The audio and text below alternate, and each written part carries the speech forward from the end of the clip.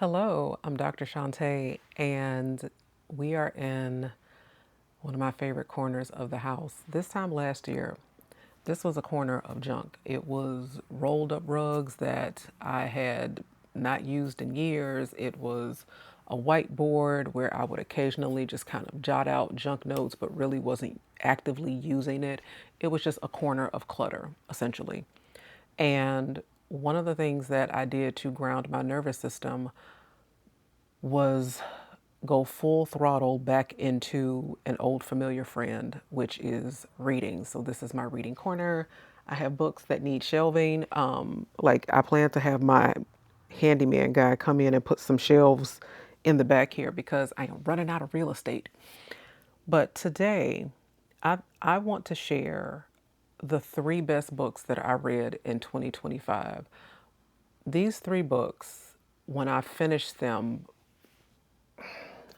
my heart, like tears in my eyes, even right now as I talk about it. It just gripped my heart and it sat with me in such a way that I was like, wow. And so keep watching. I'm going to share what they are, why I chose them, and what I'm looking forward to reading this year. Keep watching. So, walking them back. So, top three. This was a five-star read for me. First, let me give you some context because not everybody has the same preferences in books and what have you. So, this book was a combination of social commentary, historical fiction, Regency romance, and it was just a really heartfelt, and there were also elements of like magical realism. This was a Regency fairy tale, and even though I have a copy of this book, I'm not satisfied. I have to have a hard copy. I kind of settled for this when I went on my independent bookstore crawl back in April, and I found one bookstore that had a paperback copy, but it is Half a Soul by Olivia Atwater. And the main character, the female main character of this book, is what we would probably consider neurodivergent. We would probably say that she was on the spectrum. As a child, she was cursed to lose a part of her soul. And so, because she has lost part of her soul, she navigates the world without extreme emotion. Like, you could tell her some really bad news, and she would be like, oh, that's unfortunate. And anything you read about the Regency era or that period, or if you are a fan of Bridgerton, The Ton, everything back then was about your reputation. If you had no standing in society, if you did not have a solid reputation, if you didn't know the right people, if you were not cut from the right cloth. And so her condition obviously makes it difficult to enter those upper echelons of society. She's considered a black sheep and a shame.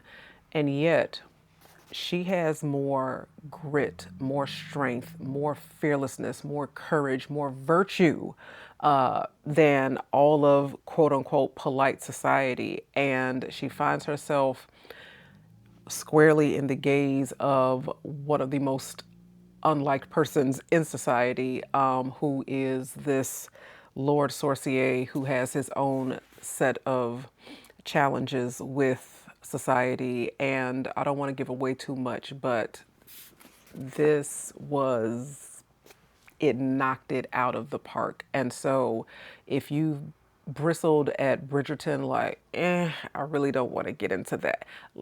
This is a much smarter take. And it is a much more biting social commentary about the way that we perceive difference, the way that we give value to those who we consider different than us, and also how we esteem people based on superficial markers of wealth and status. So, highly recommend, and still on the hunt for a hardcover of this book. My second one, so coming in at number two, this book was it left such an impression that it was my fall read for my Substack community. I was like, this is our fall read. And I got so many comments about this book. Even people who were not able to make our online book club discussion about it were like, thank you for recommending this book. Like, as soon as I read it, I went to my therapist.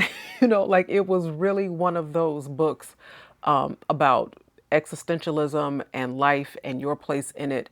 And I know I have a physical copy of this book somewhere.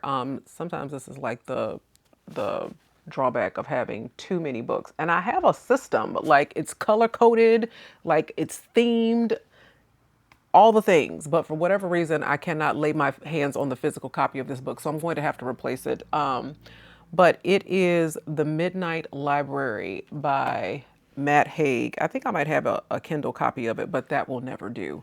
The Midnight Library by Matt Haig is a marvel of a book. The main character, Nora, struggles with depression, and I don't want to give away too much, but this book really exemplifies what happens when we think life would be better if we were a different person.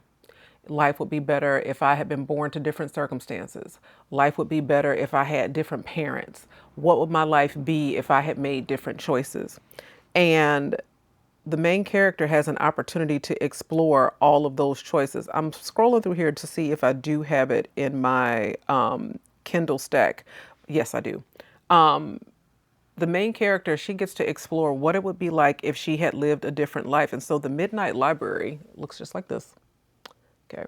The Midnight Library is what we would consider a purgatory. It's not heaven, it's not hell, it's a place in between where she gets to explore all of these different paths in her life, and she gets the answers to those questions. What would my life have been if I had chosen differently, if I had been born to different circumstances, and would the outcome have been different? And so this, gosh, it will leave a residue. It will leave a mark. You will not forget it. You will find yourself in this book because there is not a single one of us that hasn't thought about the what ifs, okay? What if I hadn't got married so young? What if I had had different parents? What if I didn't deal with the abuses and the traumas, of my lifehood, of my early life? What if, what if, what if, what if, what if? And this book tackles those questions head on, and I hope that you find yourself in a stronger place at the end of it.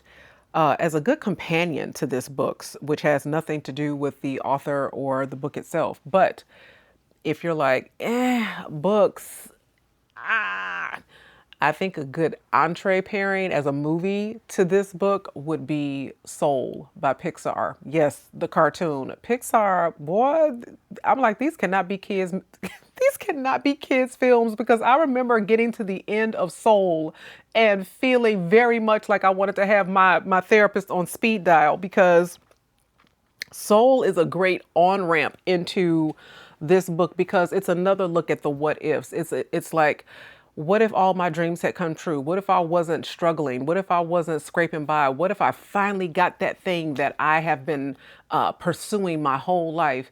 And what happens when you finally get it? So Soul would be a great companion piece to The Midnight Library, but definitely 5 stars, highly recommend. It will change you. It absolutely will. And then the last book grabbed me by the throat and had me in a literal chokehold. And it surprised me because when I read the description of it, because, and I listened to this on Audible, which I highly recommend. But the reason why I don't have a physical copy of the book is because I don't want just any copy. I want a showpiece. Okay. It is a duology. And when I was reading the recommendation on Audible, it said that it was a book about a heist. Now, I love a heist. I love a caper. I love, like I got a whole wall of like murder mysteries. I'm like, I love a Ocean's 11. I love it. Okay. I love a Mission Impossible. Like I love that sort of thing. And so I thought that's what it was going to be. It was so much more. And I was shooketh because this book is in the YA genre. And I really haven't spent much time in the YA neck of the woods, even though I am a professor of English and I teach English composition and have taught literature for years. The thing is, I think that when I first started teaching, my students were begging me for like, can we read Twilight?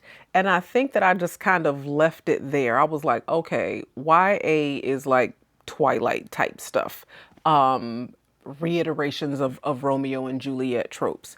But I was sorely mistaken. I have truly been missing out, and I have spent more time in YA books last year than I have in the past decade. But the number one with a bullet book for me last year was Six of Crows. That and Crooked Kingdom. So it's a duology. So Six of Crows and Crooked Kingdom. When I finished reading that book, I went on Threads and I said, I am sad because I will never again be able to experience what it is to have read this story for the first time. Like it was the high. It was the literary high of my year. Kaz Brecker is one of the most complex, well-written male main characters I have ever read. You vacillate between whether or not you hate him, and you root for him, and you understand why he is how he is and why he does what he does. His origin story, it really goes at the heart of when you think about quote unquote bad people in this world. It makes you question what is bad. It also makes you question how they got there, right? Like, wasn't this somebody's baby once? How did this person get from here to where they are? And woo, the characters, the complexity, the layers, the depths, the crew of the heist. Oh my God. It delivered. Woo, it delivered. And after reading about it, I was like, oh, this is the set, because there's a Netflix series and there's a whole like universe and Grishaverse and things like that, which I have not gotten into. But these two books as a standalone duology, I'm not overselling it. It is one of, bar none, it is one of the best things you will ever read. And because the first book ends on such a cliffhanger, and you're like, what? And it has such a satisfying, I mean, delightfully satisfying finish. Oh my goodness. Those are my top three. So to recap, my favorite books for 2025, coming in at number 3, Half a Soul by Olivia Atwater, Regency fairy tale, but delivers way more than you're bargaining for. Midnight Library will make you evaluate all of your life choices and really have a new sense of appreciation for where you are, who you are, choices that you've made, and the choices that you have in front of you right now. And then for one hell of a ride, just one absolute grabs you and doesn't let go hell of a ride, Six of Crows and Crooked Kingdom by Leigh Bardugo. Can't say enough about it. So those are my top 3 reads. Those are my 5-star reads for 2025. I would love to know what you guys are reading and what your recommendations are. Feel free to hop into the comments and let me know. And as always, if you are not subscribed to my channel, please like, share, subscribe. I love to talk books. I love to talk mental health. I love to talk better living, grounded living, analog and slow living, because there's just a lot going on right now. And reading is one of those things that has truly grounded me and regulated my nervous system. So much so that I cleared out my corner of clutter and created for myself a very cozy little nook. So I will see you guys next time.